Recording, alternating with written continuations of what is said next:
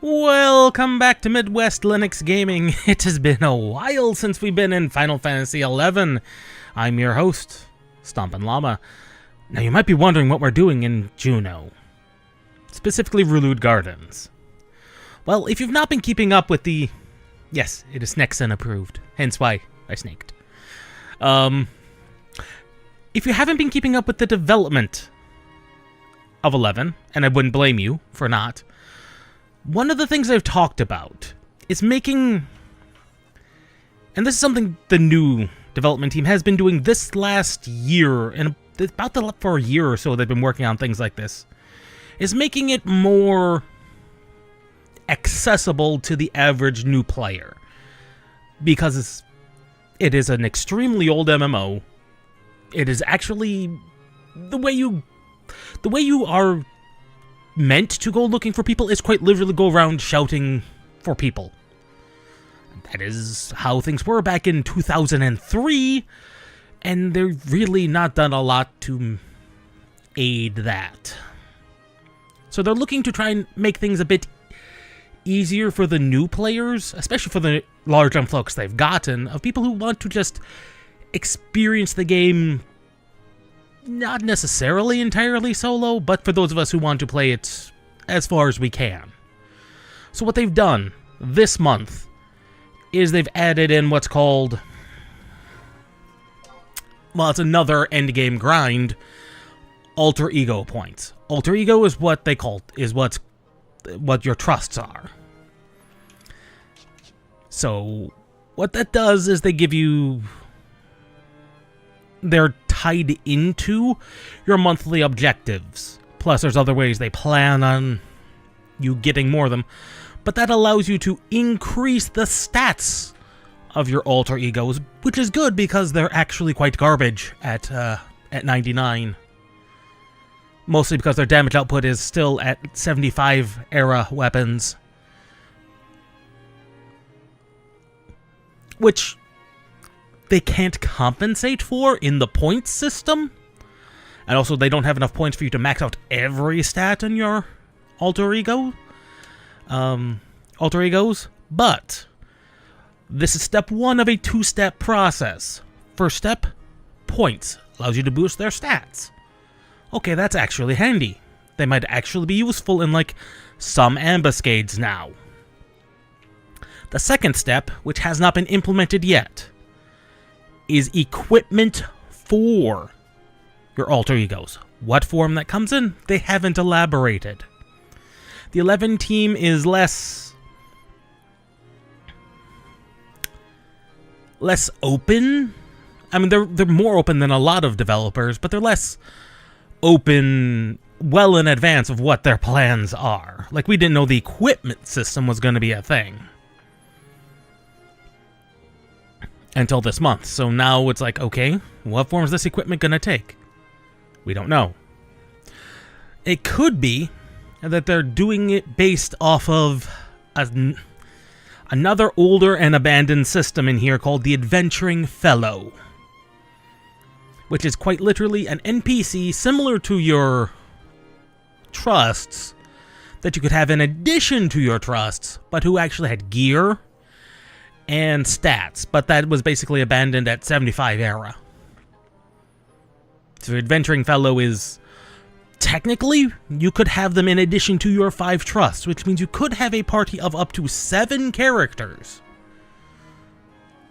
But the Adventuring Fellow just does not, equipment-wise and overall stats, just does not compete with even trusts. And I'm willing to bet their AI is a little bit even more restricted than what trusts can do. It's a start. But anyway, that entire preamble aside, we're here to unlock that. Now, there are some requirements. You must have completed at least one trust quest. You will do that. That's easy enough. You must be in possession of the Jawbreaker item, which I think all that is let you unlock that lets you collect capacity points. And your current job be at 99. dead simple to do if you've been playing for any length of time. And you get to come all the way out here, which this one's a problem, and this one is also an unfortunate circumstance. But we come out here and talk to Cindella.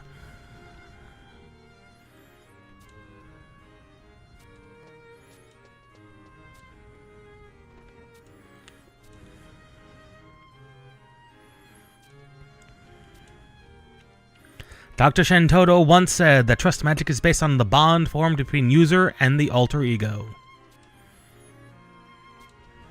Yes, we will help you with your research.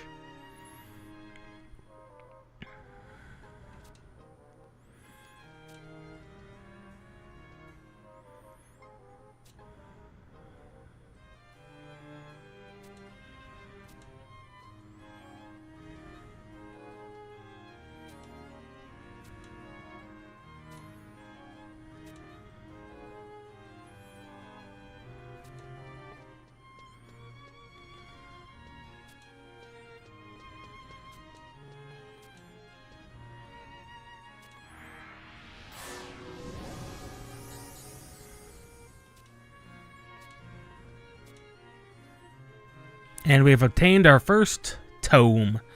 Now, the tome is one of... It gives you 100 points. So you start off with a free 100 points. There it is.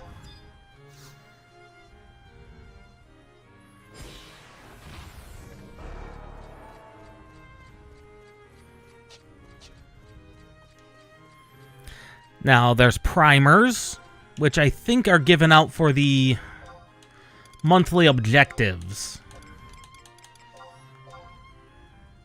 Yes, there it is. Trust primer. That gives you 20 points.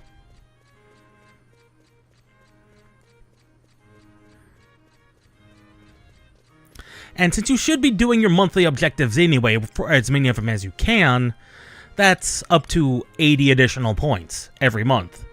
Now granted, I'm only going to be able to do 3 of them this month. Mostly because these monthly high-tier mission battlefields, they're a little beyond my capabilities. Mostly because they're a giant headache. But enough of that. It is time for Seekers.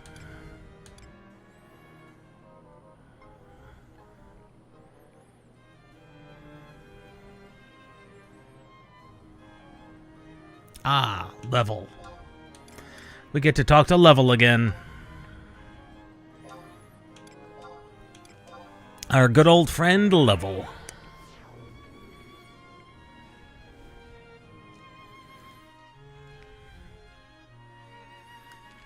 Because last time we were in Adeline, if you remember, we summoned a dragon.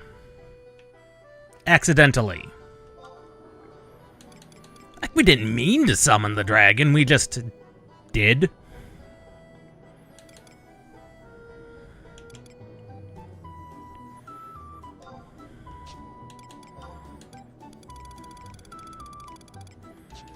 We just accidentally summoned a dragon who looked a lot like Race Vulgar. He was not given a name, but I will call him Race Vulgar. Until told otherwise.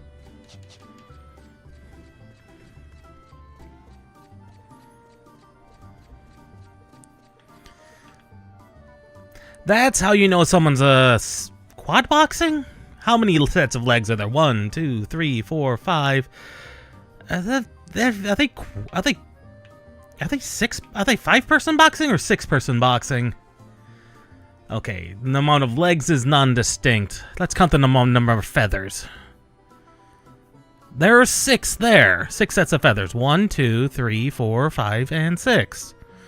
That person is 6 boxing. No, not bots. This is 1 person controlling 6. That is different. That is multi-boxing. Same difference, but 1 person is their own party. That's what you'll see a lot of in 11. You won't see bots. You'll see people physically controlling 3 to 6 characters. Dual boxing is How you do that? It's mostly due to the macro system and the fact macros are entirely how you do combat. Thus, it is absolutely insane. But because combat is mostly controlled at high-level gameplay through the macros, because God forbid you had a good UI design back in 2003 for combat, you set up your macros to where as your inputs are all read across all 6 instances of your game, they all execute different things. Now, generally, you're running different characters. This person is running, it seems like, the same class on every job, which is even wilder to consider.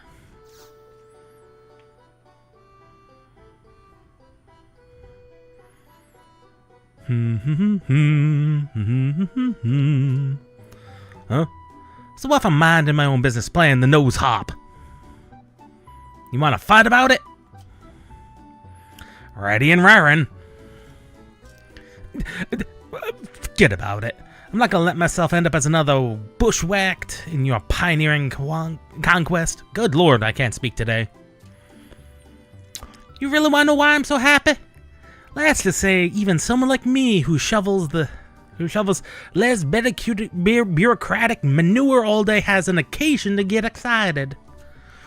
You know how everyone was worried about Osceola's sudden disappearance, right? Then maybe you'd know whether or not this Whopper's actually got some weight behind it or not. They say Osceola was spirited away by demonic vomit. What do you think? Could it actually be true?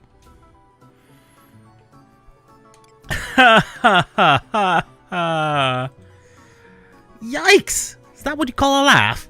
It sounds like a raptor mating call. I had to brace myself for a second. Wait, what were we talking about? Well, the important thing is that the princess is snug as a bug in a rug once again. Speaking of which, she's been moseying on over to our humble establishment quite often ever since she returned. With Ignis's illness eating away at his capability to lead, seeing her sweet face has been a breath of fresh air to the pioneering initiative. Colonization has been marching along to the tune of progress, and we Pioneers Coalition members are set to gaze upon Osceola's radiant beauty almost every day. It's enough to move you to song. Oh, come on now, I thought you could take a joke. Either way, it's not all her return has blessed us with. I'm not sure why, but even those curmudgeons up at the Order of the Weatherspoon have stopped flapping their gums over the colonization issue. I can finally get to work without a sermon about the Founder King's last words. Come to think of it, I bumped into Ingrid from that very order the other day. She gave me the dirtiest look I've ever seen in my life when I mentioned your name. You'd have thought I'd spat in the face of the goddess or something. I mean, we did kind of beat her to within an inch of her life. What in the high seas happened between you two? Wait, maybe it's best not to pry. I will say, though, scuttlebutt has it that the exorcists no longer make patrols into the jungle. Could it be that you called upon some unholy powers to manipulate them into level? Less sharking, more working. Leathery Lee. You can be sure I'll tan your hide if you call me that again, runt. Whoopsie, did I say that out loud? I guess I'll have to tell the others we can't use that one anymore. What was that? Look at the time. So much to do on such a tight schedule, I guess I put my nose back to the grindstone. I never knew you were devoted to performing so well. What? I mean, you can't judge a book by its cover, Master Langavo. And that's the case, then why don't you take a page out of my book and kiss your next day off goodbye? What? No! I never know if he's playing cat and mouse with me, if he's really that dumb. As it would happen, Arachnios, I have a request. You see, we've just learned of a problem within the Courtiers Coalition. Even though it may turn out to be a pose only of the teeniest threats to colonization, we must walk like a cat on eggs. Now that the voice of opposition has finally gone silent, we can't afford to jeopardize the strides we've made. Failure is not an option here. That's why I need you to go to the Courtiers Coalition and find out the source of this trouble. Will you do that for me? No problem. Thank you. Hopefully you can track down and snap this problem's neck in two before it causes us any harm. Happy hunting, Arachnios.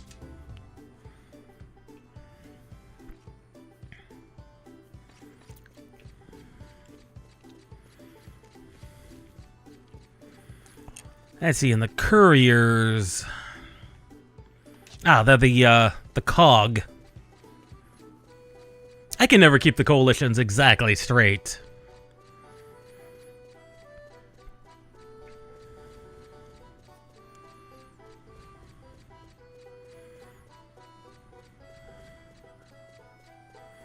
The other thing you'll notice is bots will also use very standard names and default looks. So generally, if someone's got like an interesting set of derived names, they will use that for their multi-boxing. And they might also make them somewhat distinct looking. Anyway, Kipling. Damn me to darkness. Whoa, it's been a long time since I last saw you, Arachnios. What's the matter? We've no place to store this massive cargo destined for the Middlelands, that's what. None of the documents are even in order. It's partly the finance minister's fault, but still. Do you know that the minister had to sign off on all national transactions, right? Well, of course that doesn't apply to private business deals, so you would think the work would be manageable enough. However, every form has been littered with mistakes lately. It's plunged the warehouse into utter chaos, I tell ya. Now that I mention it, I don't recall a time when Edelin's finances were in such a state. The Order Wolteris trains their members well. Every minister I've heard of has studied there, and they've been absolute sorcerer with numbers. Perhaps the greatest of them is our current one, Milivin de Malcroy. Ah, him. He can tally hundreds of different accounts in the blink of an eye, all while eating a 3-course breakfast. He needs but a brief glance over even a tower of documents to spot a single error, and only a few swift strokes of the quill rectify them. That's what makes this rash of obvious mistakes even more odd. We're not just seeing mathematical errors, but whole chunks of information omitted. Thanks to the ministry's sloppy work, our warehouse is overflowing with some materials and completely lacking with others. It's physically impossible to fulfill all our orders with what we have. Sorry to drag you into this, but could you possibly head down to the waterfront and check on how things are going? I'm sure it's all topsy-turvy over there, but maybe you can find out which end is up.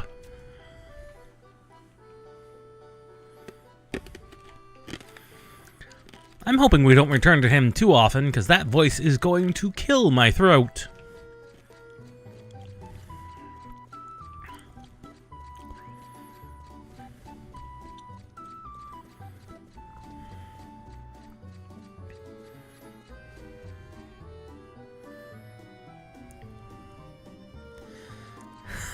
Oh, here's an interesting one. Because we're going to ask to be bringing one of a set of items. Actually, one of the following items. Well, we don't know what we're going to be asked to bring until we go talk to them.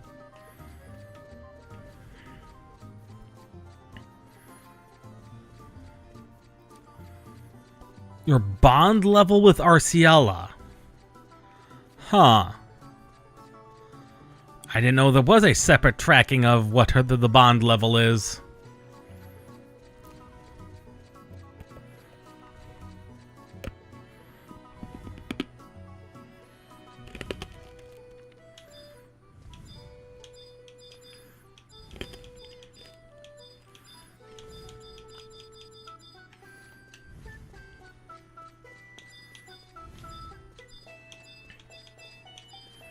The Sunrise Beacon. Oh, there it is. Port storage. I guess we'll figure out what our bond level is.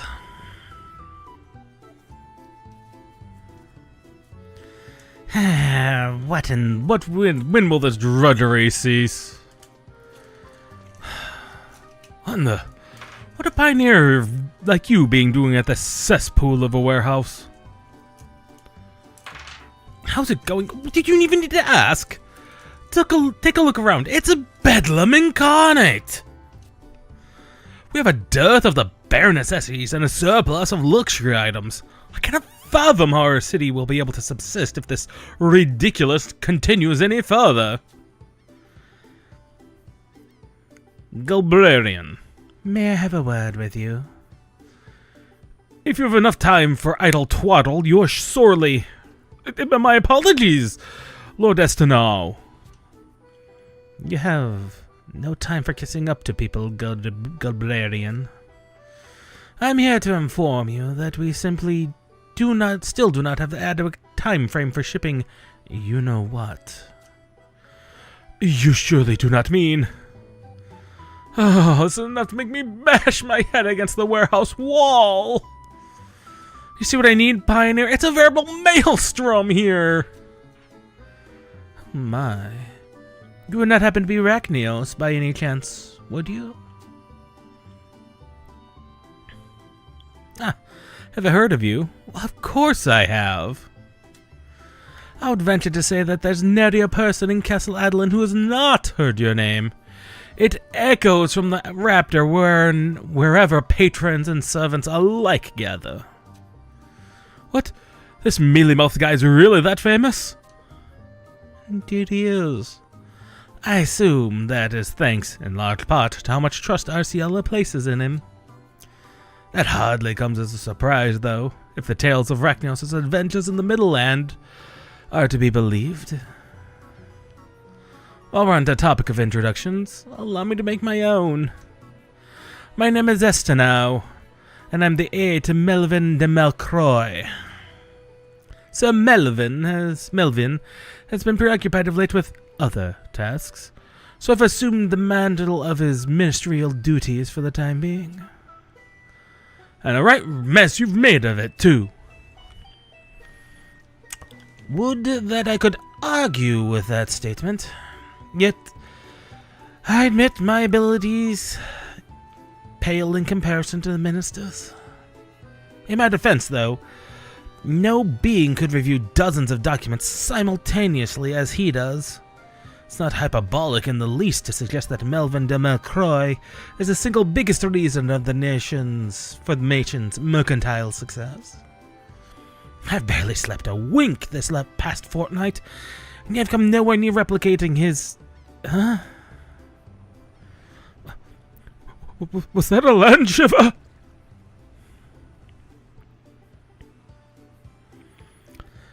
It would stand to reason, seeing as how there's been a spate of them recently. For certain. They're equally as disheartening as the current distribution situation, if not more so.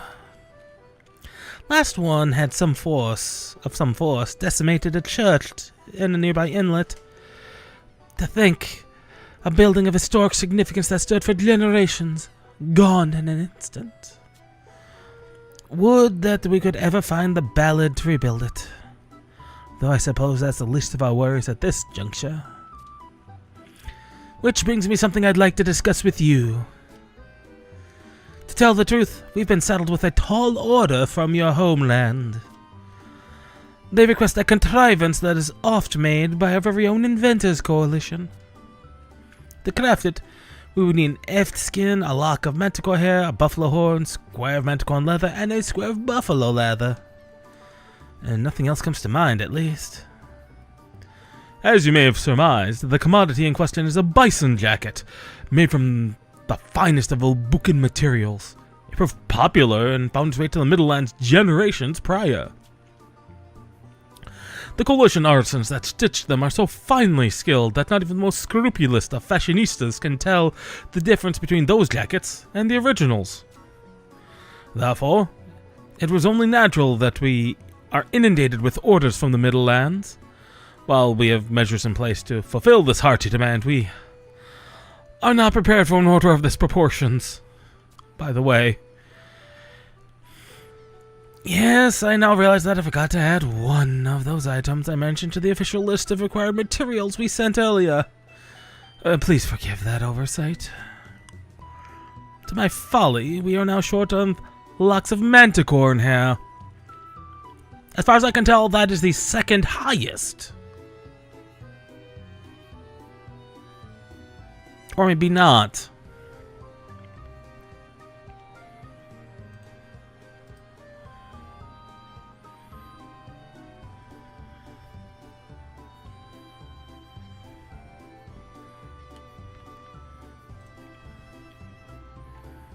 Actually, I have no idea what the order is.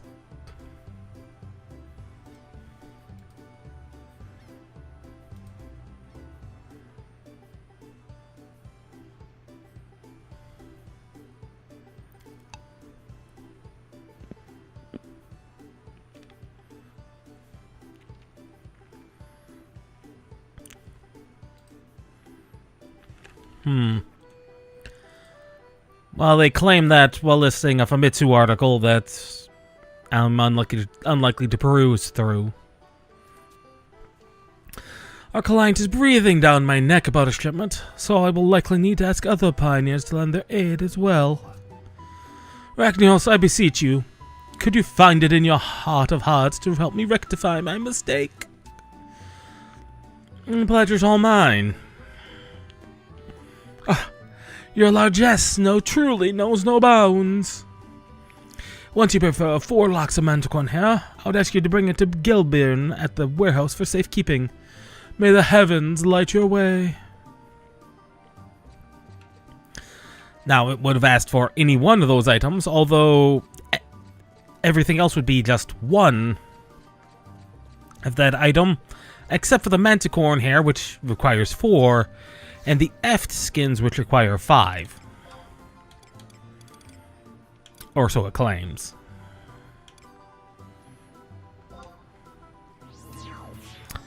Now here's the thing. They're claiming that the specific item asked for depends on your level of bond with Arciello. What does that mean? No idea. How is that tracked and measured? Also no idea.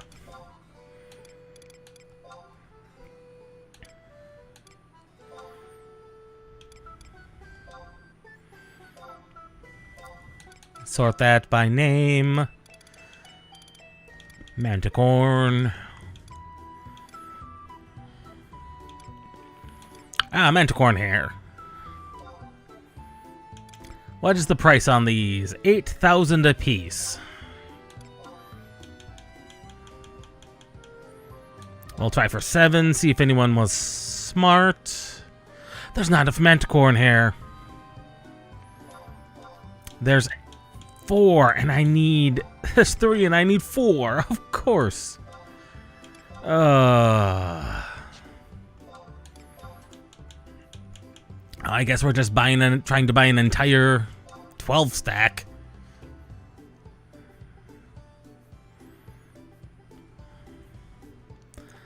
Well, there's our 4 plus 8 extra.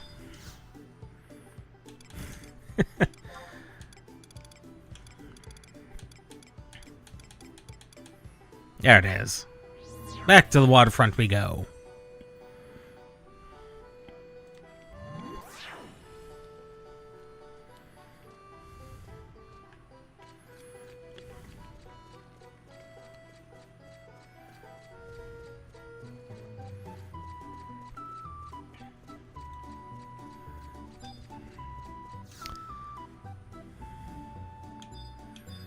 Right, we have to trade them to the door because that's how the game works. Manticore, Manticore hair.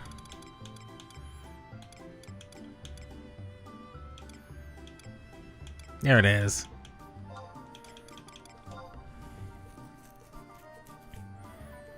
Ah, your help is much appreciated, Rachnios.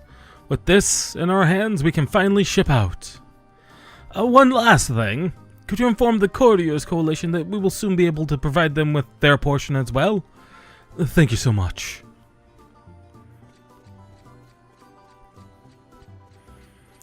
I guess we get to go talk to Kipling again. Let him kill my voice again.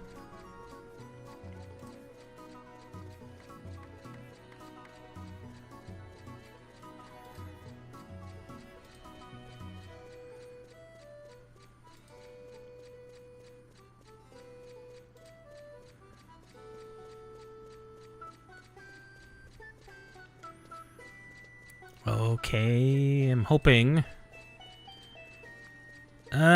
we can get this done before the day transitions, so that we can just literally not have to wait another in-game day. Because we got to talk to Kipling, and then we get to talk to Level, and hopefully it still not be midnight.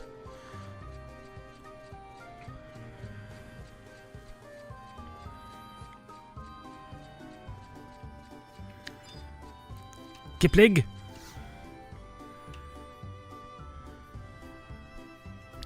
Speak of the demon. If it isn't Rachnios. We just received our allotment of the goods you helped procure. I'm sure you've already been thanked, but allow me to do so, too. Judging from what I gathered, that waterfront must have been in pandemonium. So, the fiasco was due to the finance ministry's miscalculations? That's rather odd. Melvin McCroy's mind is sharper than a spear, and his passion for the colonization movement burns brighter than a wildfire. Someone as intelligent as he must see that any negative impact on trade with the Middlelands will adversely affect pioneering. I guess the rumors were true after all. What rumors? I can't attest to the veracity of these claims, but I heard that the majority of the finance minister's duties are now being handled by his aides. However, even this legion of assistants can't seem to match his bookkeeping prowess. How he's been able to stay afloat with that verbal sea of paperwork is beyond me, but it reaffirms just how extraordinary an individual he is. Anyway, my point is that the myriad hardships that have befallen our sacred city in his absence. Such is the inevitable consequence of the whole organization relying on one person, I suppose. As they say, a bridge with one abutment can't help but collapse. Or at least that's what my mentor always said. In retrospect, perhaps I shouldn't be making light of the situation when the nation's fate is at stake. Wouldn't be prudent. What would be prudent, though, is appraising Master Reginald of the possible development. They may still be rumors, but our little talk just now has given me some pause. One can never be too cautious with such sensitive information. Thanks for helping me make up my mind, Rachnios. Oh, and for helping with the waterfront, too.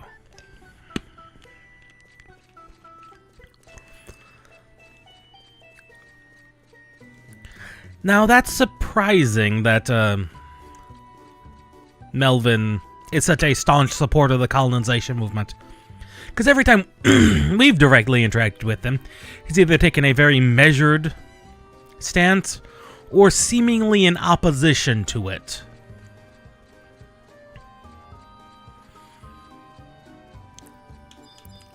Yeah, holy sheep, time sheep, war sheep. That's someone who took some time to name their characters. Rachnios. What exactly was brewing at the Courtiers Coalition? I see. So the finance ministry has nincompoops as big as ours, huh? You may not feel like you've done much, but trading is all about trust, and you've definitely earned the Courtier Coalitions. What's that? Rachnios has saved the day once again! I knew from the very moment I laid eyes on you that you were destined to become a walking legend. And the more I listen to your caterwauking, the more I'm convinced you'll never be anything but a walking travesty. That's not true. Right, Rachnios? Right? He's passionate about his job.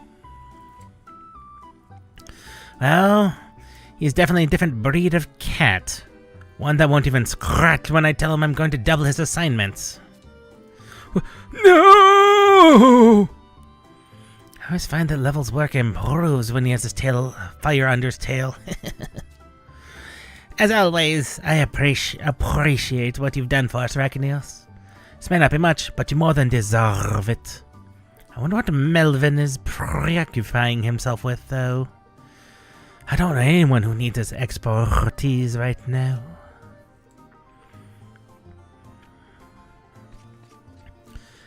And now we must wait. We must zone and wait until the next day before starting the next mission. Which again, is talking to Level, but fortunately, it's almost midnight. So we're just gonna grab an Ionis real quick. Meanwhile, my 3.5 million ballad, I could pay for that historic building to be rebuilt with my 3.5 million ballad. But the game doesn't know I have that.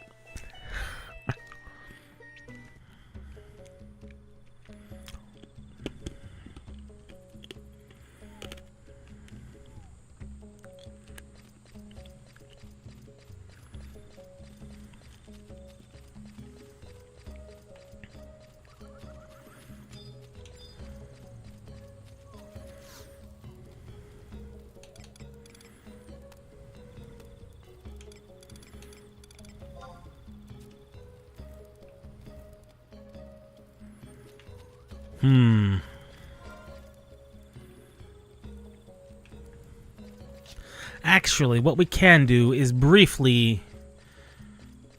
Let's go to Juno real quick.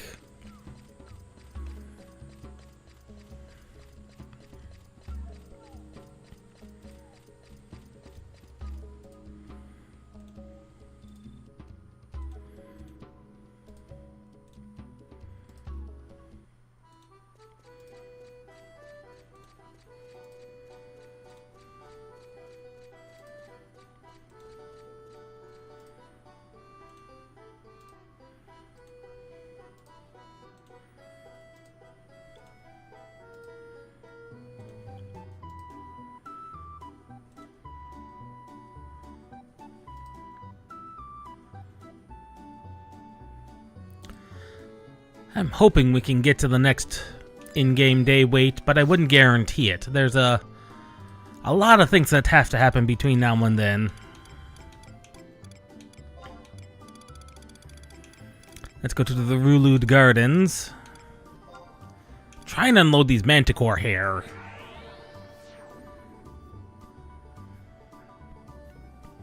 Yeah, because currently we're on 4-1-4. And the next in-game day wait is 4-3-8. Which is over... which is about the halfway point? Yeah, it's almost the halfway point of the entire chapter.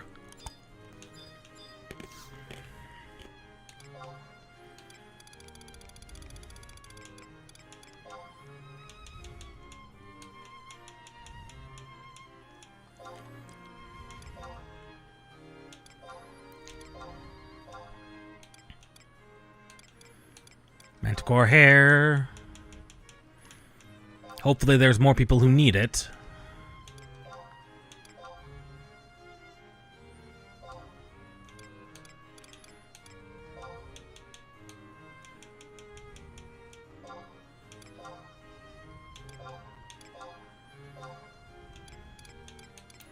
Hopefully this will help someone else along the journey. And we'll definitely make more our money back if people do end up buying it.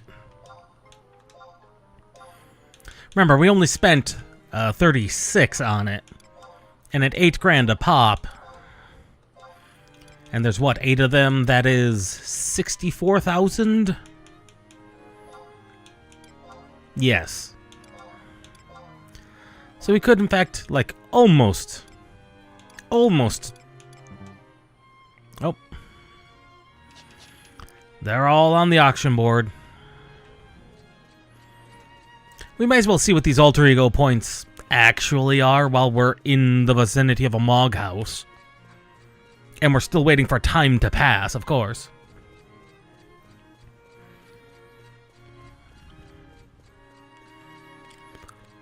Let's see, we have 1, 2, 3, 4, 5, 6.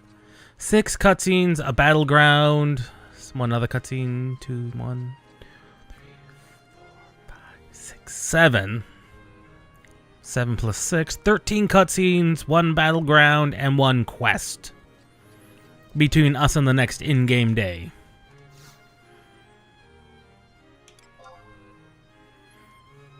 Adeline is full of cutscenes.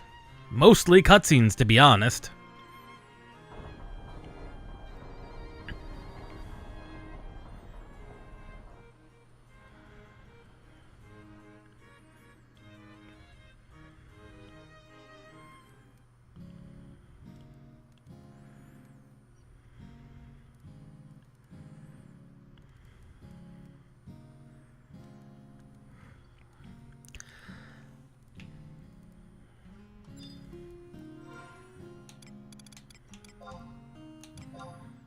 Alright, let's have a look.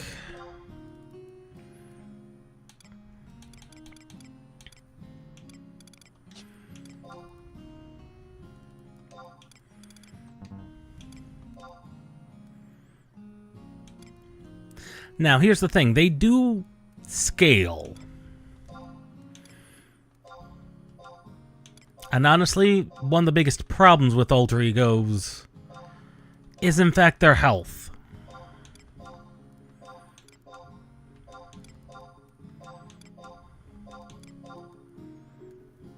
I think it goes up every 10. The number of points you need to go in.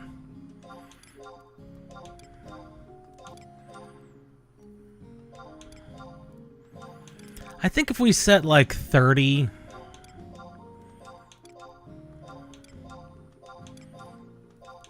in HP, I think that'll be more than enough.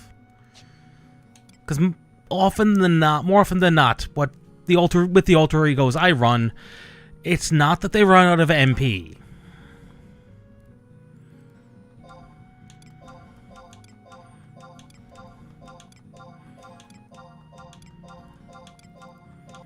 It's that they run out of HP, like very quickly.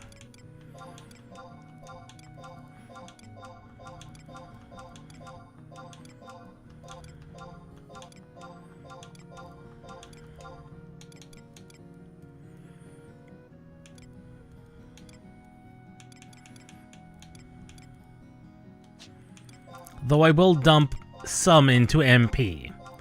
Because it does happen occasionally that they run out of MP.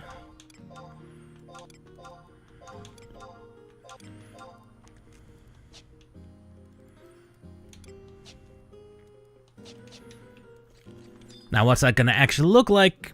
I don't know.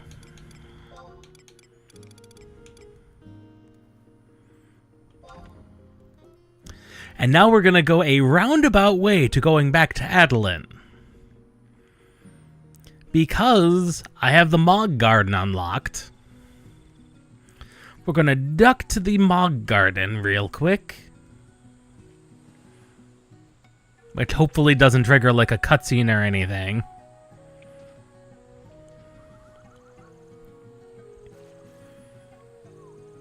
Why do I think I've accidentally triggered a cutscene for a Mog Garden quest? Oh good, I haven't. Anyway, then we get on the dinghy to go to Adeline. Honestly, it's one of the more interesting ways to get to Adeline.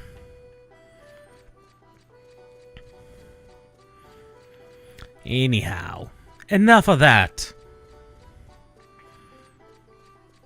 Off to go talk to Level again.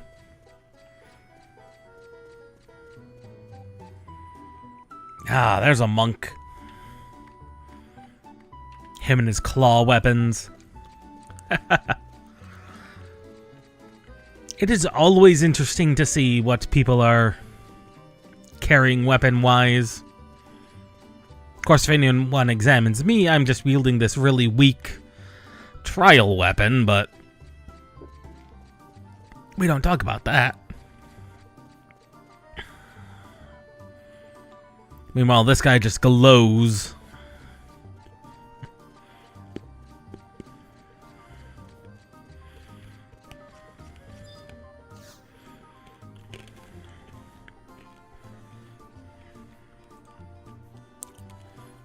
Ah, Rachnios, just the pioneer I wanted to see.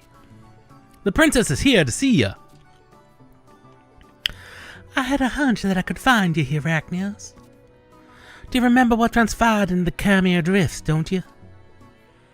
Like yesterday. Then I assume you'll be interested in hearing exactly where that light that spewed forth from Orthozine was directing us. After we parted ways, I took the liberty of unsheathing the blade in one more spot. After that, it would be another line for reference. And, since the two separate paths had to intersect eventually, I used that to approximate the location. Generally, we call this triangulation. Just to be sure, I compared my proposed site with ancient records like the Founder's King's travelogue. While none of my sources were too exact, I think it's safe to say we must be headed for the summit of Mount Khmer. One of the entries mentioned that King Olga's visit to the mountain, which is probably as much proof as we're gonna get. My guess is we'll find that serpent of the sky roosting there, shimmering scales and all. At least, that's what the words of my father's poem say to me. In an age when shade dens his land, the oar of the swallow's white word shall be fulfilled. The warrants of the force shall raise the marked blade high, and one of the white feather shall florentine the sword sext. Again, that last half, I've no idea what that means. If we are to believe him, then the dragon that resides there's probably the key to quelling the strange plague afflicting our continent. For these reasons and more, would you mind accompanying me to the town of Mount Khmer? But of course. Thank you so much. Come to think of it, I've never actually met a dragon face to face, a snout. I can't help but feel afraid that just the very thought of it. At least you'll be by my side, Rachnios. As an adventurer, you've probably bested whole broods of them. Actually, no. Dragons are one of the few enemies you generally don't fight that often. They're everywhere, but you don't generally fight them in the story. If that's the case, I've nothing to fear at all. How lucky I am to have met you. Enough twittering like a schoolgirl, though. This is no trivial matter. When you've properly steeled yourself, come meet me at the doors yet.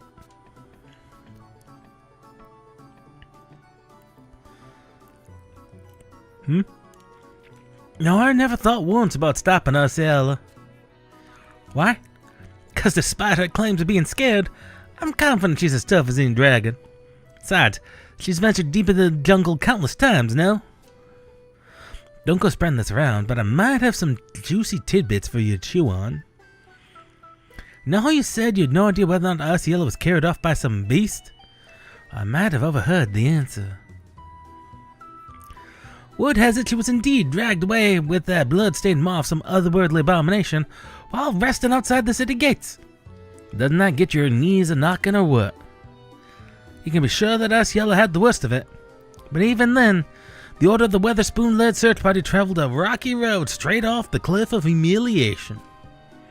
They not only failed to find any clues to her whereabouts by themselves, but they were ambushed by hordes of creatures, likes of which have been hitherto undocumented.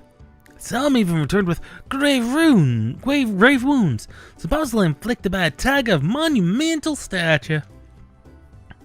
Luckily, Some capable pioneers stumbled upon them, and they're able to use their superior tracking skills to lead the exorcists to our princess.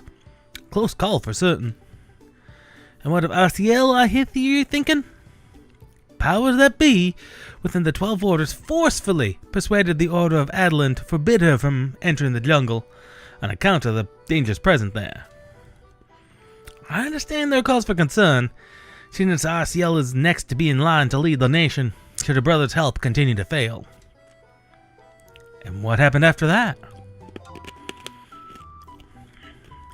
What do you think happened? She's not one to just lie there after falling off a horse. She got back up and registered herself as a pioneer, that's what.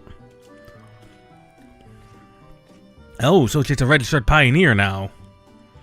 Her exact words were, "A sovereign nation is no monarchy, nor is anyone from our city guaranteed a position of leadership.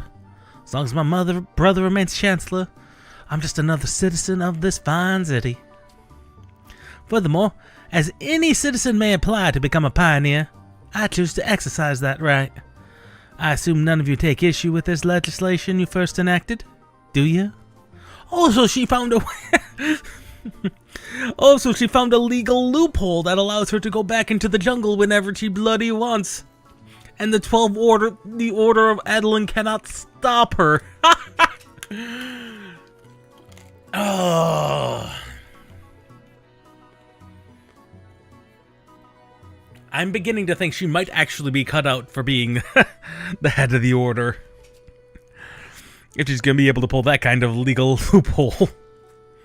I was just about to spit the frontier soda I was drinking all over lie when I heard about it.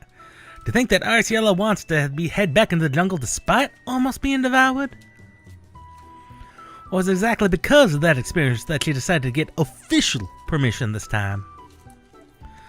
Though, I guess the masters and ministers would rather have her traipsing about the forest under the auspices of the Pioneers Coalition than sneaking off in the dead of night. None of that really answers the question of what the monster wanted from her. But maybe this is a perfect case of all's well that ends well? Anyway, the bottom line is that no one can stop Arciela now.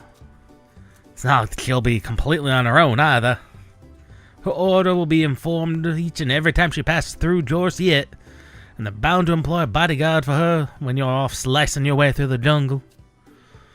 Now, when you escort the princess, you'll not only have her opinion of you on your mind, but the eyes of every member of every Adelinian order on your back. Does that get your blood pumping or what? In all seriousness, no, I believe in you. The fate of our princess is in your hands.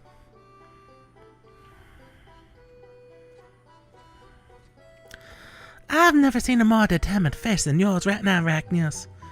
Good to know you're ready. Well then, shall we get going for Mark Kemmer?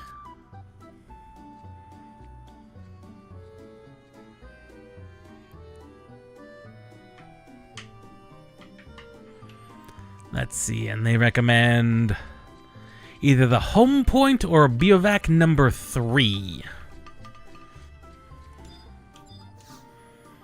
Let's get a look at the actual map and determine which one's going to be better.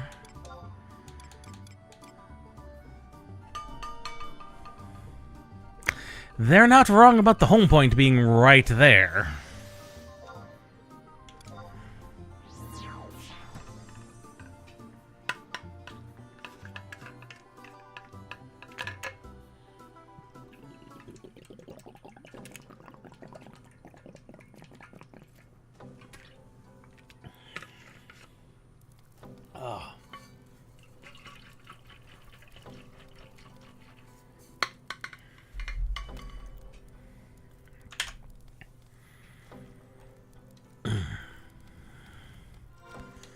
Now, let's have a look and see what our trusts are looking like.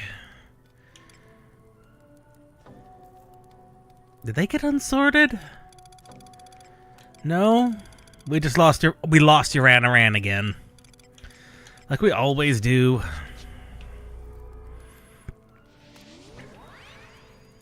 Yeah, that's definitely more health than what he had before. Anyway. We're looking for the Alpine Trail, which is the northern middle.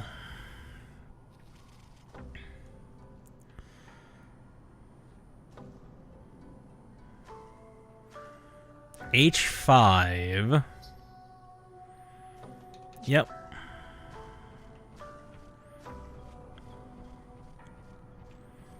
Which would actually be this direction.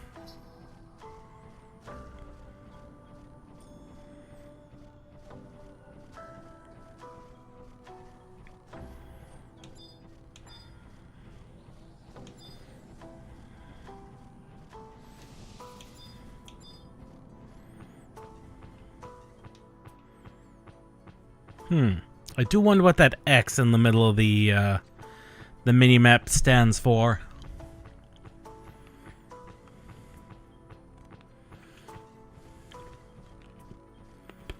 It's definitely not normal. Ashen tigers. These targs.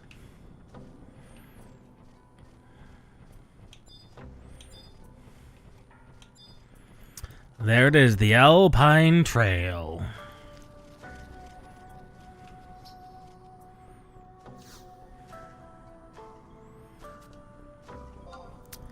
Let us go.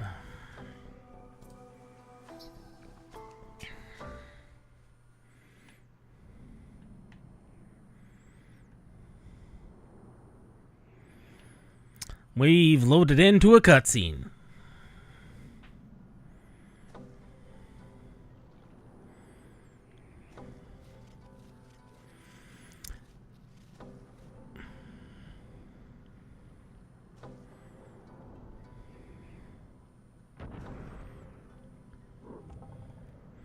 Hello, feathery boy.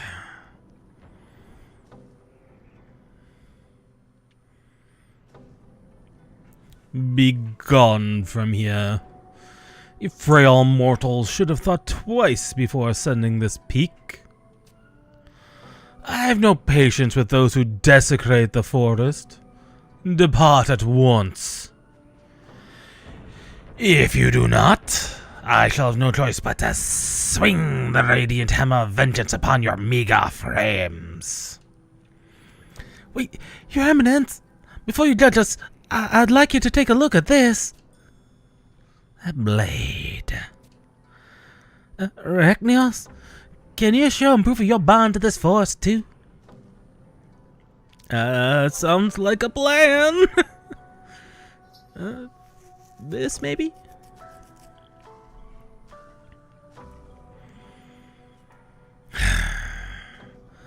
Arthazine and Rosalatia's palm? You mean to tell me that you're not like the rest of those pillagers, but staunch believers in August and his desire to preserve the forest? Hello, how's it going? You refer to the founder king by his name? So you knew him personally? But he lived centuries ago. You can't possibly... Of course I knew him. I'm Sajaka.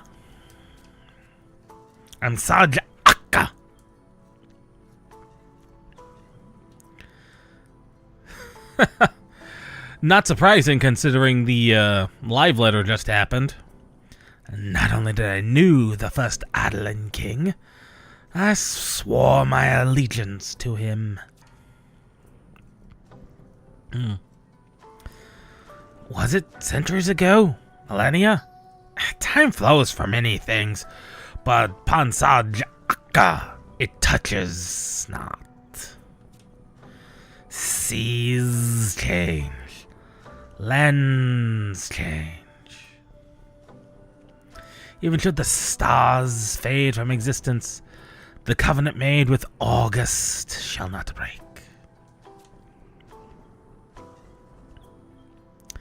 In my eyes, the lives of your kind are as delicate and transient as bubbles in a stream. Your moments of glory mere sparks from flint. Inconsequential. Insignificant. Yes, those are the standard coffers.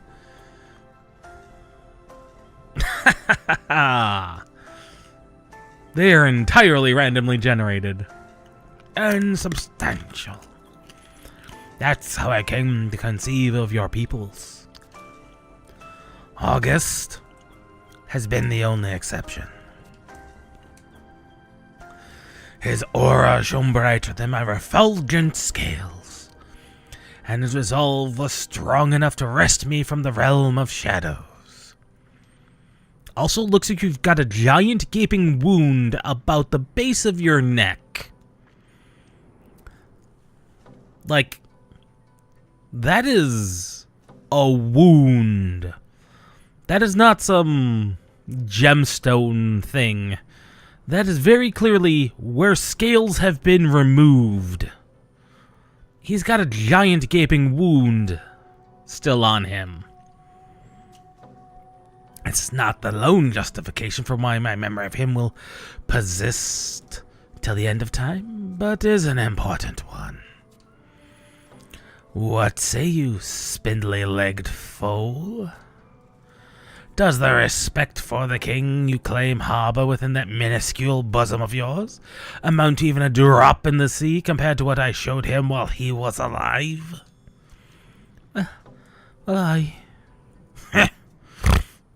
Hopefully you can at least answer this simple question.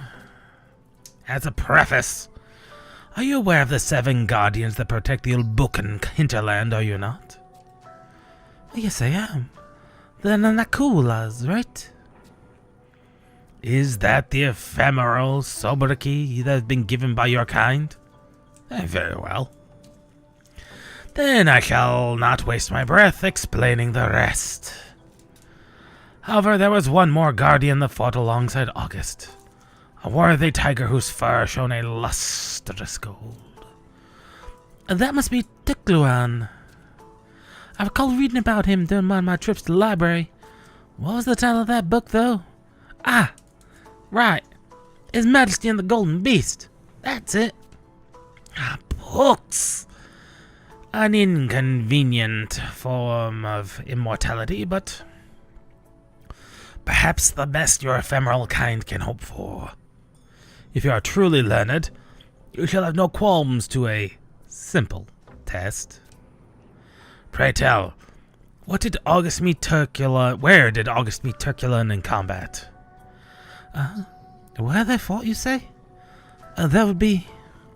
Rachnios? What do you do? I don't remember that detail at all. That's a trick question. The story makes no mention where they fought. Confidence conceals ignorance. Only when the other party is ignorant as well, you misguided fool. In the end, you care as little for August as I care for dissemblers.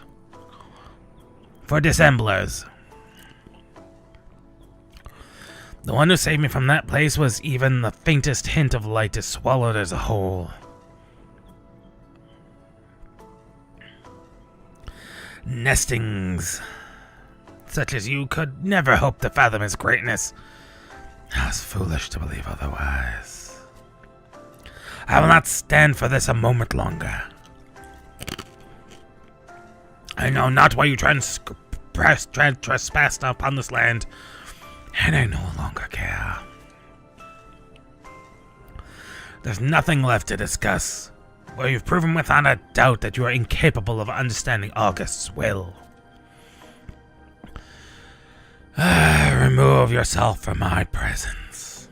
Our conversation has left me weary of both speaking with mortals and with life itself. I'm so embarrassed, Rachnios. I won't admit it, but maybe he's right after all. It was silly of me to come here with knowing so little. If I'm to make amends, there's one thing left to do. Rachnios, let's burrow deep into Adeline's vault of knowledge, leaving no page unturned in our wake.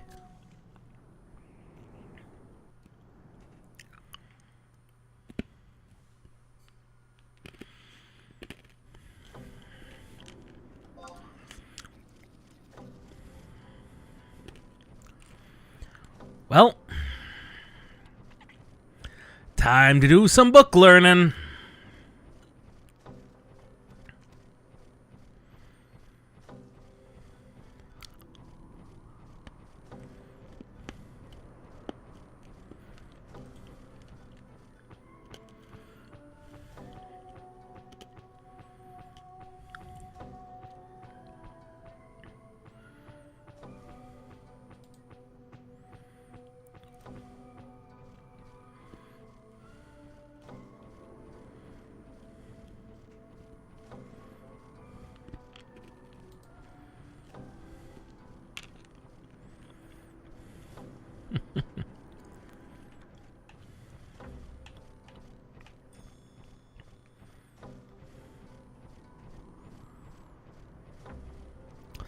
Now, we could just have used the warp ring to return.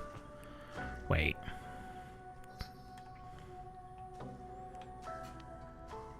Of course, that was a one-way. I was about to say, wait, this isn't returning back to the home point. You're correct. And I was correct. That was a one-way exit. As the drifts tend to have a lot of. So we'll just go over here to the home point, I suppose. That's faster. Though if we'd used the warp ring, we would have already been back.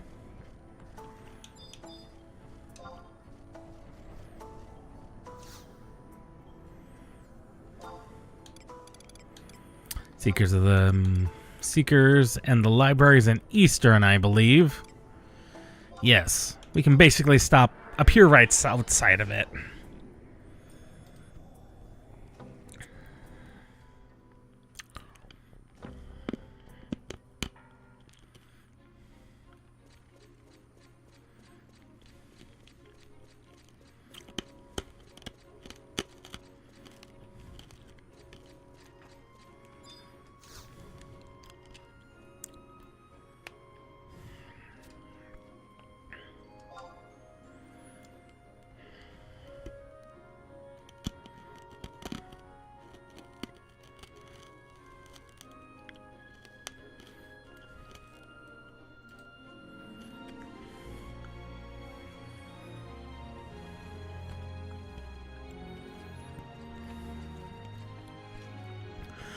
Ciela, Ragnios, what a pleasant surprise. I assume you're here to read more about the Foundry King? If so, I have some unwelcome news. You've already read all our tomes that discuss what took place circa the establishment of our nation. Is that so? Do you have any idea what to do now, Ragnios? There are no books left to read. How are we ever going to answer that dragon's question? By my ignorance, Arciela, I forgot to mention the existence of a certain section. A certain section? Verily, warily. Allow me to educate Taru on you in the art overlooked part of our institution. But first allow me to introduce myself.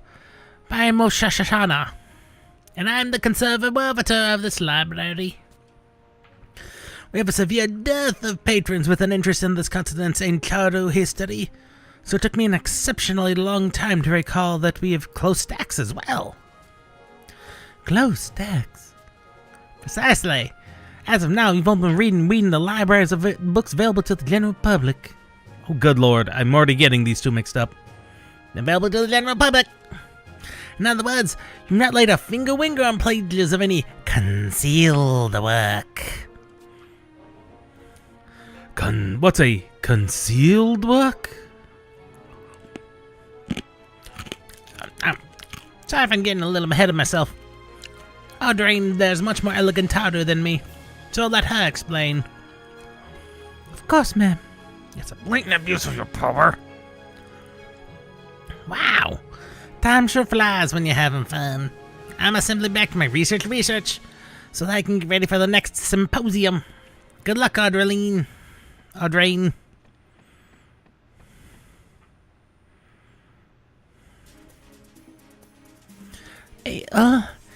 Concealed works are tomes that may not be removed from the premises. I'd be more than happy to wade through the stacks for you, but simply you cannot take the plunge without some direction.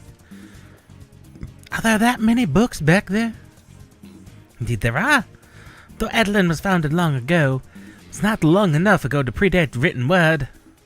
The books are practically cascading from the shelves, so voluminous are they. Pioneers also contribute to the archives every day, from returning to the jungle with field reports. It would not do for some of the information contained within to be seen by common citizens. Therefore, many of those reports are relegated to the stacks for safekeeping. In summarization, it's impossible to provide you with every tome from this ever-growing vast of vellum. I will need a subject via which to select a few relevant texts.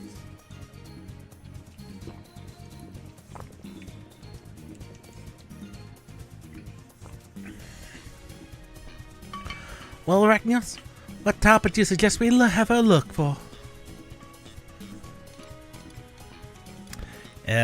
Let's go with the battle. A battle, you say? I shall march back with an appropriate document post-haste.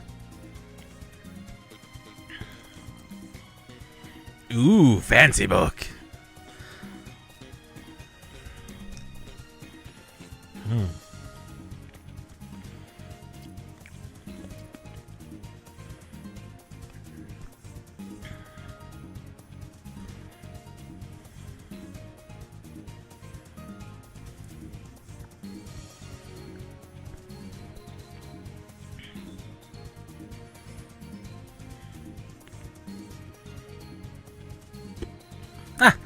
Oh my, Arachnius, look here. The most fearsome adversaries the king and his retinue facing the great expedition were the Cimmerian adherents.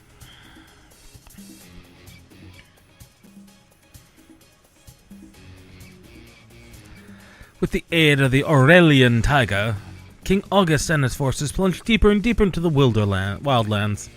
However, with the fall of night came heated battle with the Cimmerian adherents, an event that was repeated seemingly ad infinitum.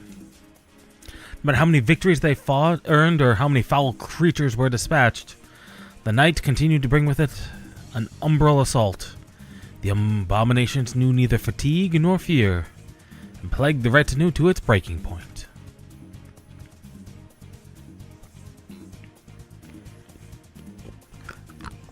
The fiend's reign of terror did not stop with the king's party, though. The creatures were said to loathe all things that drew breath or energy from the sun. They poisoned the land, blighted the trees, and massacred every animal they laid eyes upon. As the days passed, the king learned that these dark means were also beleaguered the Gold Pelt and his forest for countless nights. The Epiphany redoubled their determination.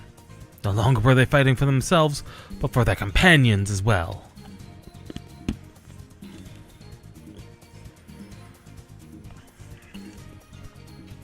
Then, one even fell. A bloodbath reigned upon the Ubuckan jungle, tainting its lush vegetation to a mournful shade of red. The event began with an enemy ambuscade. Ring upon ring of nocturnal horrors encircled the king and his followers. The danger became even more palpable with every passing second as the shadowy grunts ilmed ever closer. The resplendent feline expended his remaining stamina to unleash a fury of terrifying attacks that felled all the surrounding enemies. This selfless act bought the king and his companions enough time to escape, but cost the tiger his life.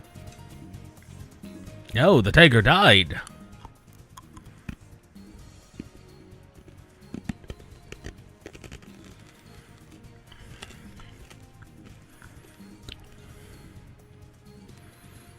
No, Kitty.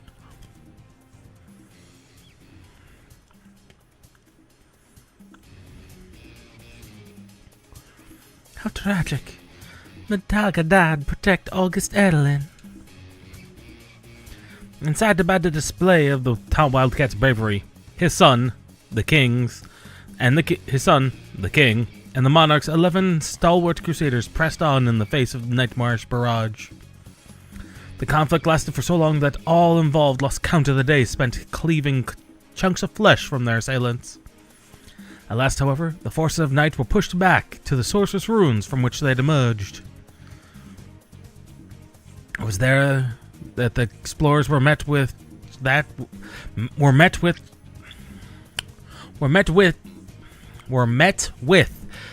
which controlled the entity of the Cimmerian adherents.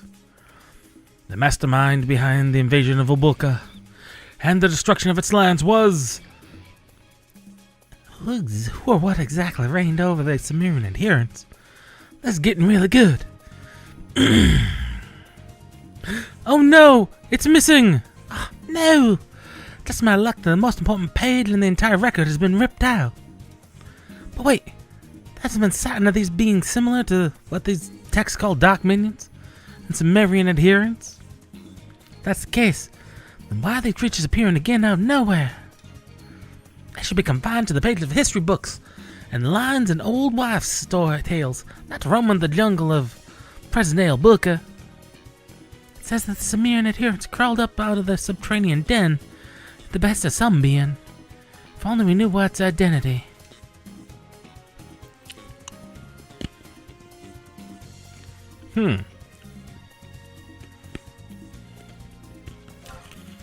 Let's get one about his retinue.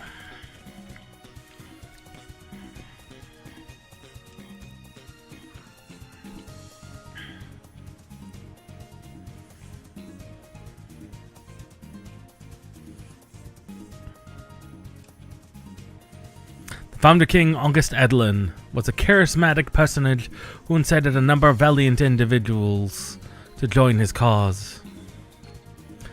This feat might have proved difficult for lesser men, but for King August, it was child's play.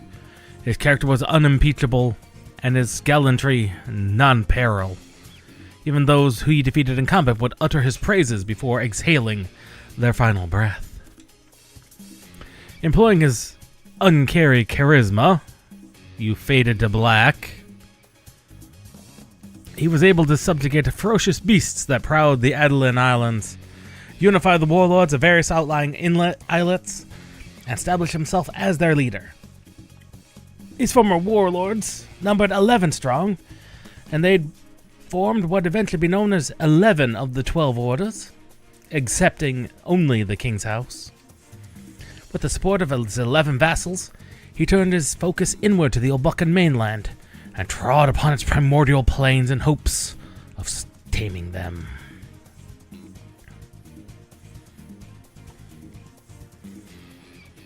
Pressing even further into the maze of vegetation, they stumbled upon a swath of woodland now known as Yorka Weld, wherein they encountered a tiger that loomed larger than the most expansive manse of the day, and whose pelt was a radiant gold that would catch the sun's rays right to melt the eyes of any who dared gaze upon it for more than a few moments. This massive beast claimed to be the ruler of all who inhabit the jungle, and challenged the Founder King with an ear-splitting roar.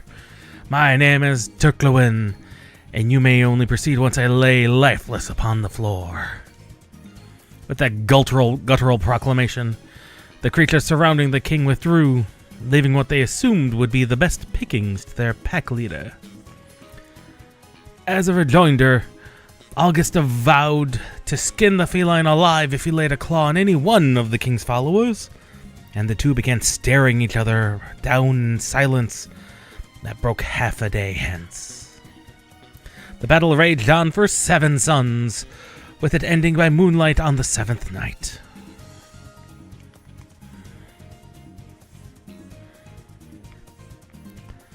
Neither wildcat nor beast could deny each other's raw power, so they stopped the duel in favor of a long-lasting friendship.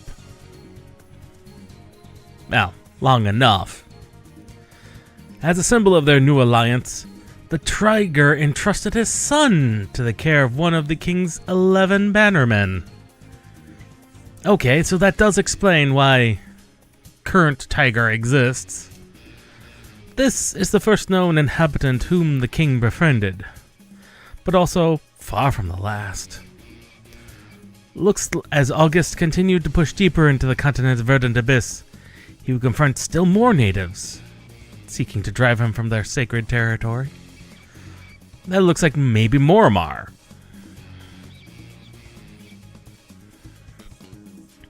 Certainly more descriptive than the last thing I've read here. It indulges a bit much in hyperbole for my light taste, but does convey the point that the battle was hard fought. Even better, it tells us the answer to Sarge's questions. It said that the king and his feline opponent fought in Yorka Weld, right? Gets me thinking. Could the Dol Tiger that saved me possibly related to the one in this document? Absolutely. You already knew, Ragnos? I mean, he did literally speak to me in my head. Well, he already told you himself. I guess he did say something earlier about being able to communicate with him. He possesses some arcane power by which he can speak directly to you without having to open his mouth, right? That seemed rather strange, but I believe it since you've already shown us something similar with the Leafkin Matriarch. What really piques my interest, though, is how you earned his trust for him to tell you anything.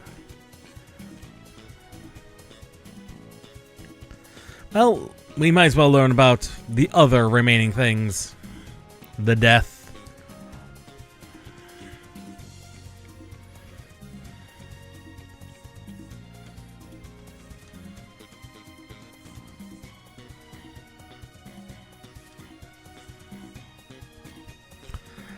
Melvin Melcroy borrowed the text on the king's death. Convenient. Especially since Melvin's not doing his job at the moment.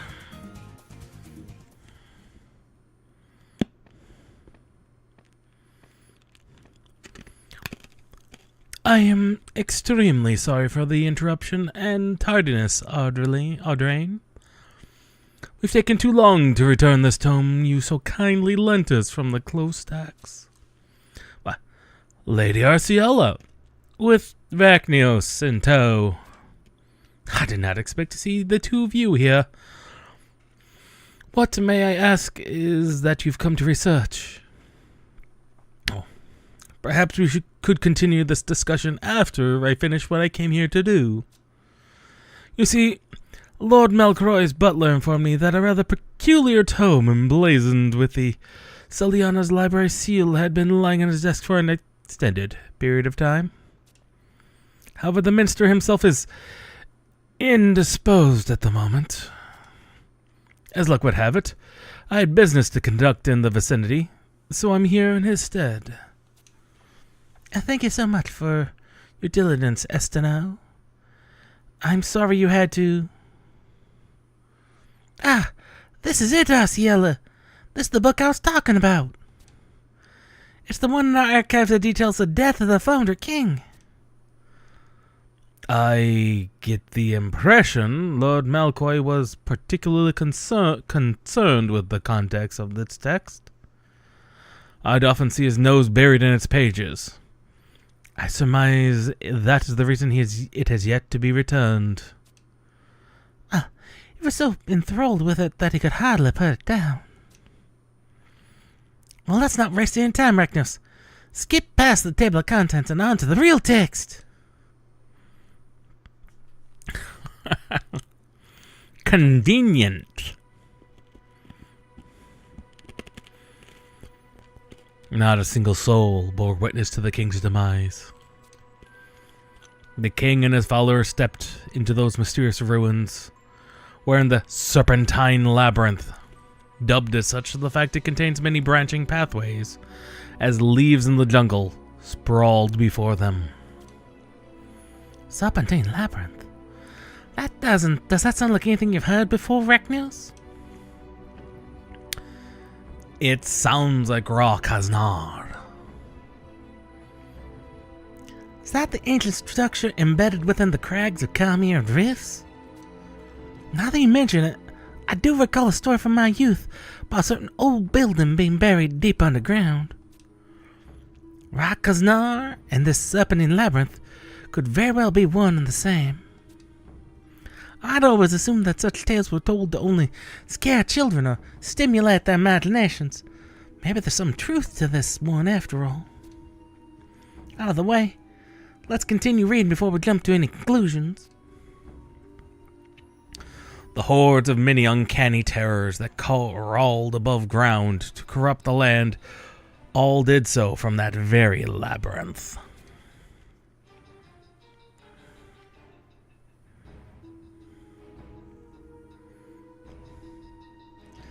By this time, the king's ranks had been so thinned by the droves of aberrations that had already fallen to heroes' blades. However, that did not the least to shorten his strides in this den of iniquity.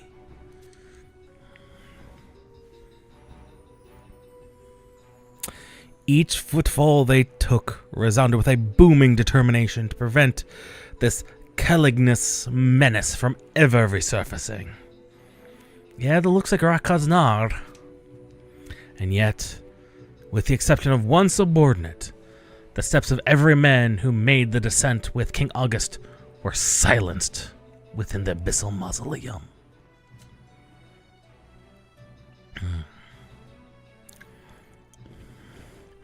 The lone person to survive was Mortimer, the king's general and tamer of beasts. He emerged from the chaos with the Golden Tiger's next of kin, and no one else. So he was a beast tamer. Very thematic, considering in Final Fantasy 14, we just got announced and details of Beastmaster. With the Founder King nowhere to be seen, and most of Mortimer's account lost to the slow tick of time, all we can do is conjecture about the king's fate.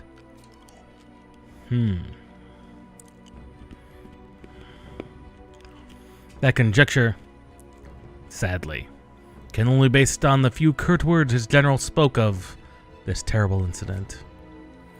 From them, we conclude that King August expended his life within the bowels of Serpentine Labyrinth, clashing with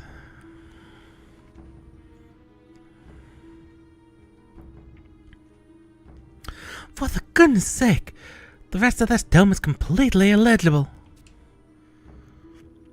The battle was a spectacle of atrocious beauty, with hacked limbs and ruptured veins decorating each and every winding corridor of the subterranean maze. Explorer after explorer in the king's retinue was struck down, but not before they could drag regiments of oppressors to the grave with them. King August used himself as a shield to allow Mortimer time with which to return soilside, with little to no room for error, and even less for respite. The monarch's chances of climbing back up those treacherous steps were lamentably slim.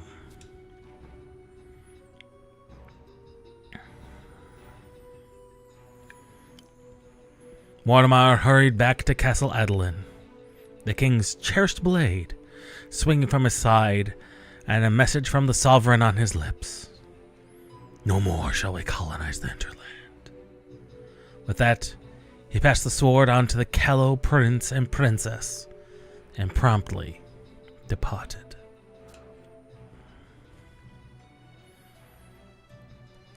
Orthrazine.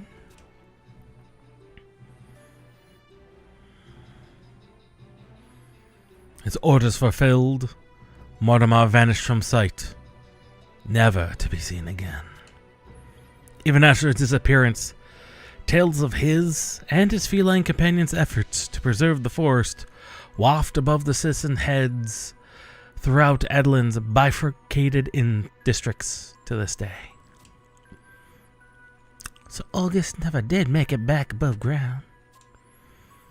Then his grave in Rowler Waterways is nothing but a memorial. You're right, it is a cenotaph, not a grave. He's grave in the waterways? There's a sepulchre that was erected in Rala waterways for the founder king. I always assumed that his body was entombed there, but that doesn't seem to be the case. That's the first I've heard of that as well. Perhaps Chancellor Ignis could provide some insight into this quandary? Maybe. Though I suppose your father also disappeared under peculiar circumstances. He may not have told Ignis anything. Oh, thoughtless of me. I should not have touched upon such obviously sensitive issue.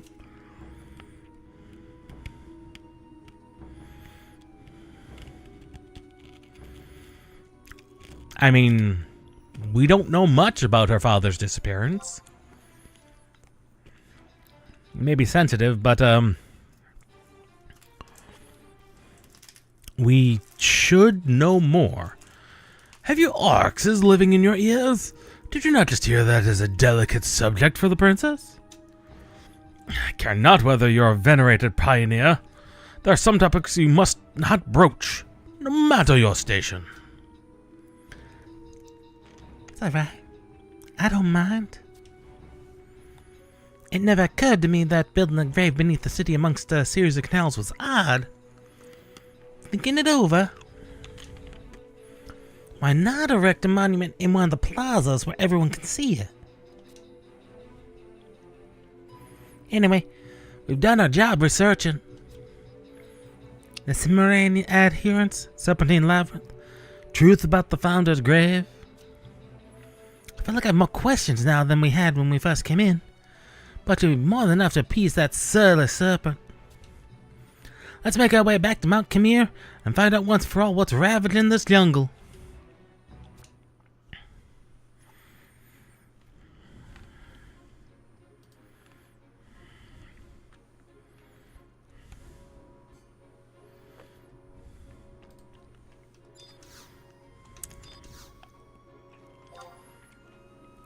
Well, back to Khmer Drifts we go.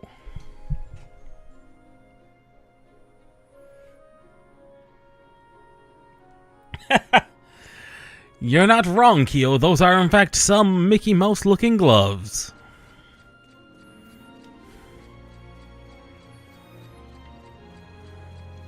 Also doesn't help that they have exceptionally long arms.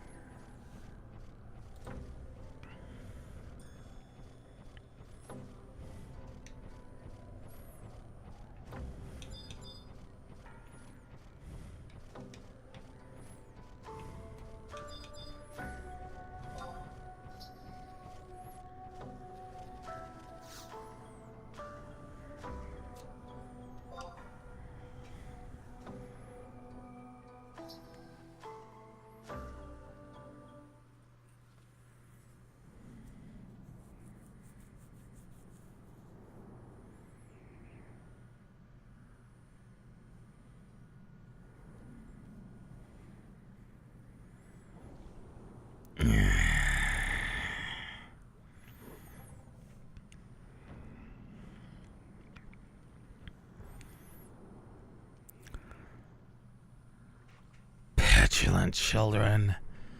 Did I not ask you to be gone from my sight? We swear we've no intention of harming the jungle. Please, hear our plea. Then it is my sworn duty as a protector of this land to confirm that your intent matches your words.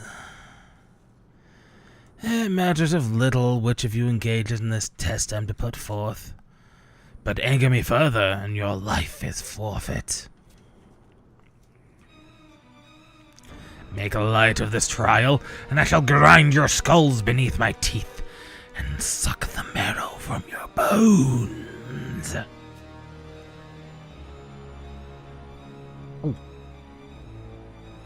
We shall not. Well, how unexpected. The boy is putting on airs. Yet pride always comes before fall. Let us hope that the fire in your eyes do not become quenched by an avalanche of failure. And avalanche it should be, should you even one misstep. Let the trial begin. The King of Legends was saved from a tiger whose mane looked to be woven from golden threads. Where was the strife of their struggle? Yorica wailed. The truth was never low-hanging fruit, free to pluck. It only comes to those willing to snatch it from the heavens. Though we did not bear witness to this truth, Turkluin and August incessantly regaled me with every last detail that I could recite the story by heart. Beyond doubt, the true struggled valiantly, with August staring straight in the abyss and bringing forth victory from its great gaping maw. Turkluin thus chose to serve the fabled one, and learning to love him as much as I did. Now for the second test. Turkluin's club was entrusted to one of August's most trusted generals. I assume you came across this fact in your studies? Who was that man? That was Moramar. That is correct. A truly powerful individual indeed, though his star did not shine as brightly as his lord's. August's 11 generals were only men and women ever to move my heart. That remains true to this day. Now, on to the final question.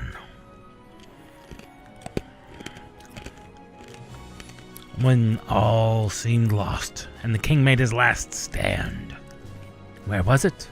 Had he fought tooth and claw? The Serpentine Labyrinth. Oh, that's correct. Young one, you've prepared well for this encounter. I recognize you as heir to August's will, and will grant you one brief audience. Rachnios, I'm always glad to have you by my side. I don't know what I would have done. There are limits to what a man who is recorded in his annals. But as I said before, truth is a fruit found only by the intellectually ravenous. Then, you know details hidden from my eyes and ears? Beyond doubt. So, Jaka, you mentioned that August found a king who released you. Your memory's as sharp as a fresh blade, young one. What about you, son of man? Do you recall the tale? Yes, it does sound familiar. I had taken you both for fools, but now I see that you're worthy. Yes, that tale is yet another in a series of truths. I am not of Vulbucan origin. The time is not yet right for me to explain the story in its entirety, but suffice it to say, I was long chained down in a terrible domain, and it was the king who released me from my prison. Never again will I return there. Nor will they. But who are they? You mentioned earlier the beings you now know as Nakuls. Nakuals. You have vanquished them. Perhaps it is as he said. I should not look down on sons of man. As who said? Sajaka.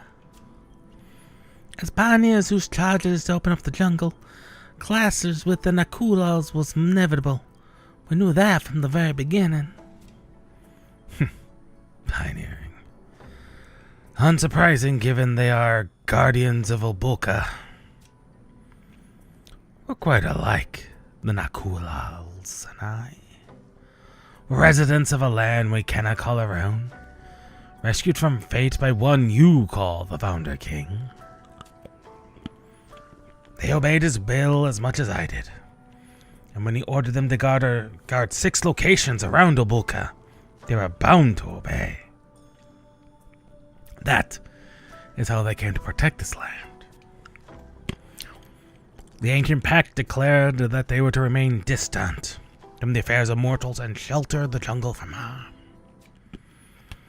Colin, is to shelter the jungle? Yet, countless years have passed since the king made his request manifest. Perhaps too many years. Some who witnessed those times firsthand have their memories fade as centuries passed, and have long forgotten the very reason for their sworn task. It's not just the why, but also the what. You may recall that the protectors of the land, young one. But you're sorely mistaken. It's not the jungle they pledged to protect.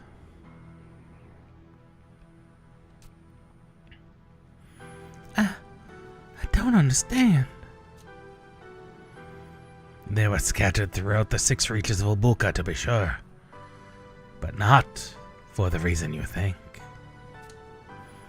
They were sent to guard the 6 entrances to what you call the Serpentine Labyrinth. The Serpentine Labyrinth. It's more than just a myth. When August made his last stand, he bid Mortimer and I to return to the surface without him. Our purpose, given by the king himself, was not to guard at his side. It was to deliver his orders unto the Nakwals. They were to seal the entrances of the labyrinth and ensure that nary as much as a man's breath penetrate into its recesses. Sajaka, let me interject. You said that the Nakwals are to guard the 6 entrances to the Serpentine Labyrinth. Correct. Our annals state that there are 7 Nakwals, but you only mentioned 6 entrances. Where's the 7th one? What is he protecting? He was different from the rest. In ancient times, he was referred to as the Deathborn Soul.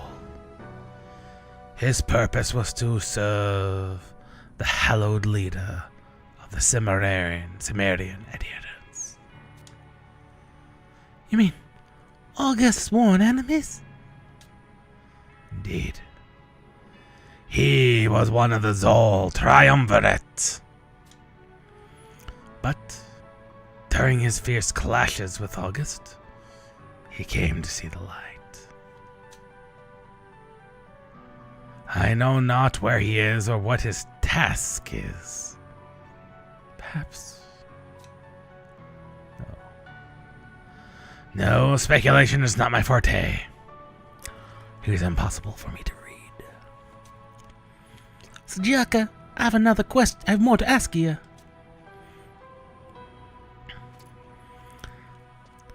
August's sword, Orthozine, led me here to this very spot. Before began private tutelage, my father often read to us a poem, and one verse sticks out to me this day. When disaster's nigh, and evil has descended, brandish the sword to the heavens, and all shall be mended. The light that pierced the sky signaled the top of this peak. I know the Founder King left something, for someone, very important with you. But Orthozine's not our only beacon. The twinned world tree, whose power wanes even as we speak, gave Rosalatia's palm to Rachnios, as it gave something to you. The winds of change are sweeping Obuka, threatening to blow away all she embraces.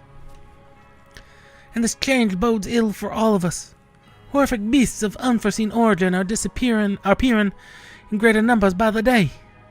Land shivers threaten to knock over even the stoutest building in Adeline.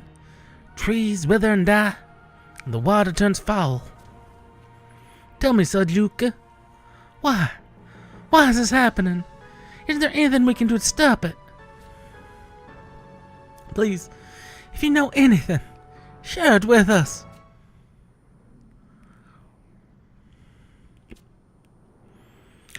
The seals on the Serpentine Labyrinth wear thin. The spirits of the past are beginning to reawaken. Spirits of the past? You mean those who commanded the Cimmerian adherents? None other. Despite his monumental strength, even August was not able to vanquish them. Merely sealing them within the labyrinth confines took all his strength. And yet, he succeeded in stopping him. The Lord of the Serpentine Labyrinth, Hades. So this entity has a name? Darkness threatens to choke this land once more. He returns. The smell of the wind, the undulations of the land. It's now as it was then.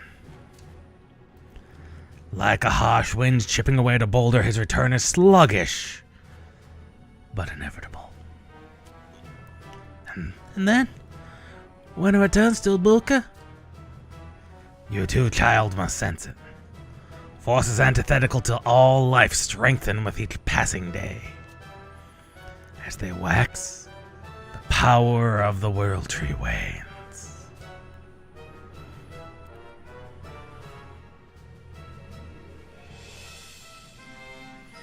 Having lost its twin, it coalesced all its energies into its roots and took hold deep within Obukan soil.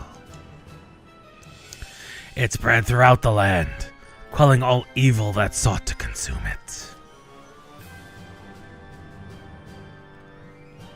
Countless years have passed since then. As the world tree aged, it began to lose its potency. The land shivers are but physical manifestation of this phenomenon. Each shudders the world tree trembling in agony. And one of its powers completely lost. Then, all that August worked to contain would spill out onto the surface. Hades' wait is almost over. His black heart is growing stronger as we speak. Calamity will befall us once again.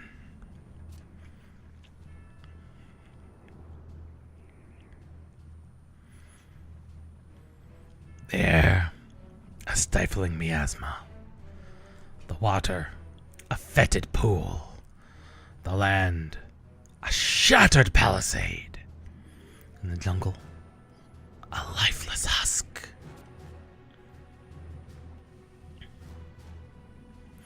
Black flames will scourge the forest, rendering all life from stem to stern, spelling a brutal end for us all.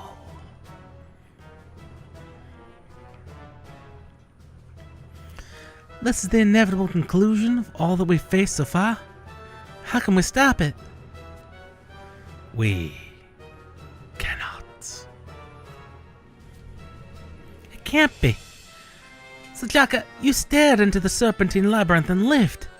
You must know something.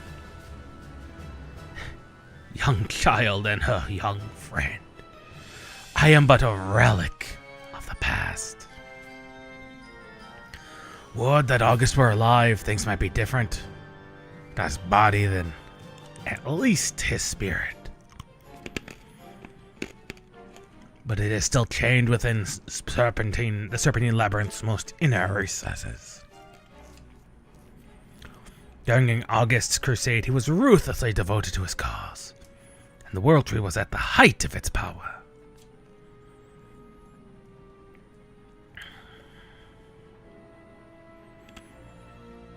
And I had just been freed, my blood boiling for vengeance. These three forces combined to seal that dark melody deep within. Yet, despite the most favorable of circumstances, we failed to eliminate the threat completely.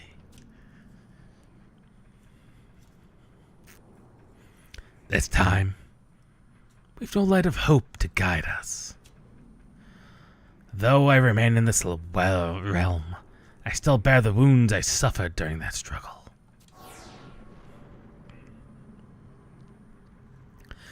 As I alluded to before, even if I were healthy, the Founder's King's spirit is trapped, and the World Tree has begun to crumble.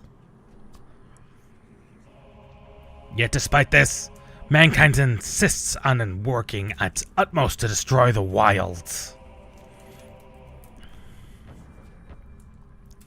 And here I sit, bearing the same injury.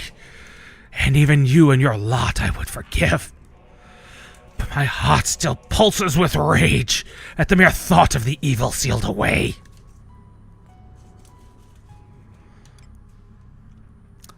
Scream.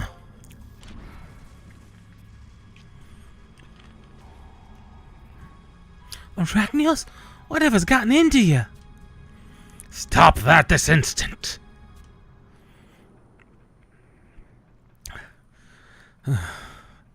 Forgive my sudden outburst.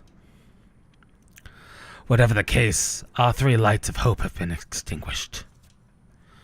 But surely, there must be something. Maybe there's some way to save the World Tree? The world is made up of one simple truth. If something can grow old, it can die. Perhaps there is a way to reverse the course. Well, what are you proposing? First, a brief lesson. The World Tree origins do not lie in Obuka. Dear August tell that he had retrieved a young branch of the World Tree from a far-off land, planted it here, in this continent. It sprang forth from the soil and began to bud before one turn of the moon, its limbs stretching so high they must have touched Altana herself. If we were to do the same thing, and this time the roots were already here to work with. If we were to find a similar branch, then the World Tree would burst into existence much as it did then, only faster.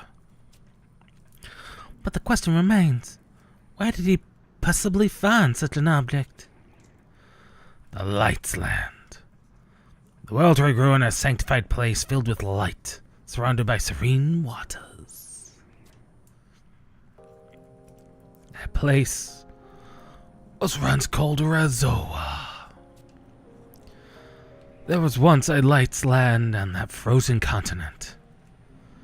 Nevertheless, its presence is but a memory etched on tattered canvas.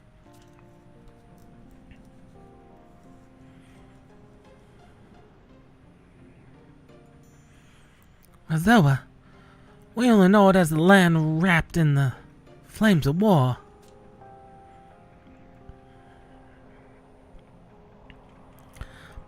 But I can feel it. A spark of brilliance located within a stifling place. When a World Tree sensed changes occurring here, a piece it gifted a piece of itself. Kringaloon Lights land here. I can feel it. Soft vibrations in the land calling me there. If it's as simple as going there, then... No. Even though you've seen the reality, there's nothing you can do. I alone have the power to access the Lights land. But the trauma I have suffered is too great, and my constitution too frail. These blasphemous entities have stripped me of my scales, cursed them, and scattered them throughout the land. That's why my wounds will never heal. I cannot fly as long as my scales are held captive. Not now. Not ever.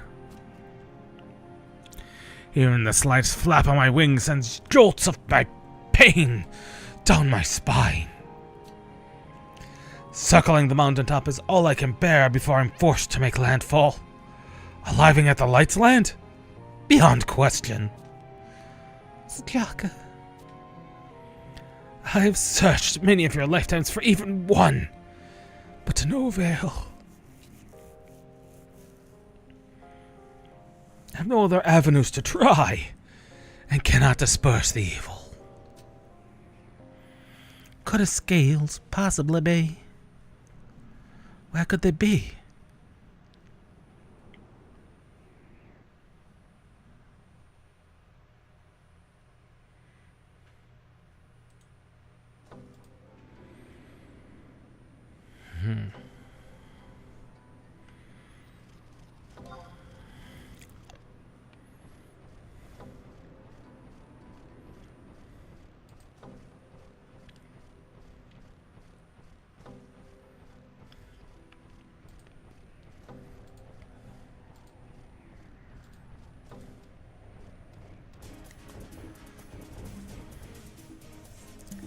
And unfortunately, with that, is where we're going to have to call it.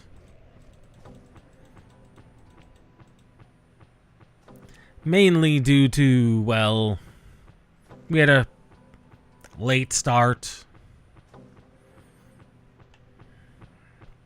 A very late start.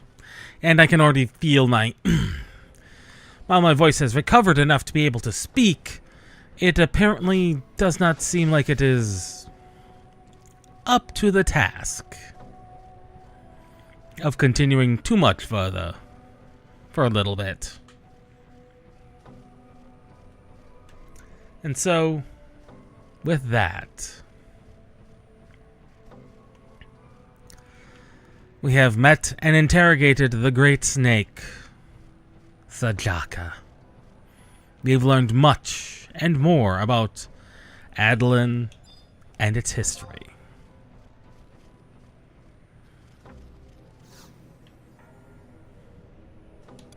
And so,